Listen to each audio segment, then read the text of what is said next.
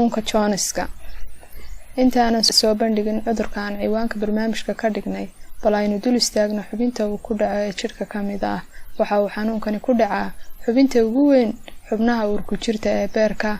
Beerku waa xubin ka mid ah jirka bini'aadamka, gaar ahaan xubnaha uurku jirta loo yaqaan.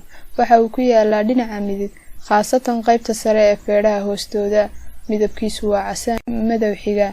Sidoo kale waad dareemi kartaa taabashada, laakiin si toos ah ma wada dareemi kartid sababtoo ah waxa badankiisa ku daboolan feedhaha.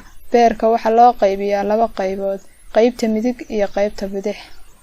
Waxa jira shaqooyin badan oo uu ka qayb qaato beerku, balse aanu soo koobaya aan diiradda saaro dhowr qodob. Beerku waxa uu ka caawiyaa jirka dheefshiidka cuntada, kaydinta tamarta, sidoo kale sunka saarista dhiigga. Qodobada iyo kuwa kale oo aad u badan ayuu ka qayb qaataa. Haddaba cudurka Joneska ama cagaarshowga, qofba siduu u yaqaano, ee ku dhaca xubinta ugu muhiimsan uguna shaqada badan jirka. Daraasad laga sameeyay adduun weynaha waxa uu saameeyay cudurkani dad gaadhaya 2 bilyan oo qof sanad kasta. Waxa uu dhinta dad gaadhaya 600,000 iyadoo ay ku lamaan yihiin cudurrada kale ee beerka ku dhaca. Waxaana sababa fayraska hepatitis, waxa loo yaqaanaa dilaaga aamusan, kaasoo lagu kala qaadi karo taabashada qof qaba cudurka. Sidoo kale waxa uu ku faafi karaa isticmaalida irbad ama qalab caafimaad oo uu isticmaalay qof qaba infekshankan oo aad ka daba isticmaashid.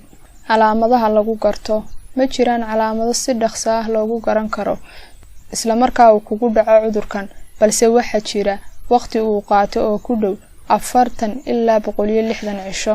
Calaamadaha ugu muhiimsan waxa ka mid ah xanuun dhinaca sare ee midigta caloosha, maqaarka iyo indhaha oo huruud noqda ama jaalle, lallabo ama yalaalugo, daal, miisaanka oo hoos u dhaca. Waxa xanuunka lagaga hortagi karaa adigoo qaata tallaalka loogu talagalay, kaasoo ka kooban 3 irbadood. Waxaana waajib ah inaad qaadato 3 goorba. Haddii aad tahay qof qaba xanuunkan, taxadir u gal sidii aad u yareyn lahayd aafaynta dadka kale.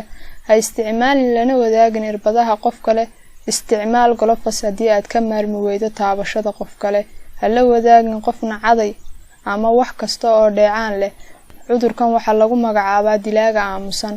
Dhammaan waxa waajib inaga saaran yahay sidii aan ula dagaalami lahayn xanuunkan, isla mar ahaantaana ula tacaali lahayn dadka qaba. Waxaan talo soo jeedinayaa, haddii Ilaahay kaa badbaadiyo adiga cudurkan, inaad qaadato tallaalka, kulana taliso qof kasta oo walaalka ah.